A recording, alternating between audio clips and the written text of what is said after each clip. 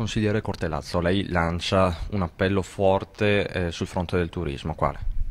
Sì, noi non più tardi di qualche settimana fa, in coincidenza con il Consiglio regionale, abbiamo proposto un provvedimento che ha sia finalità urbanistiche che finalità finanziarie, che va ad attivare oltre 100 milioni di euro di eh, interventi per l'azienda che produce di più in Veneto, che è l'azienda del turismo.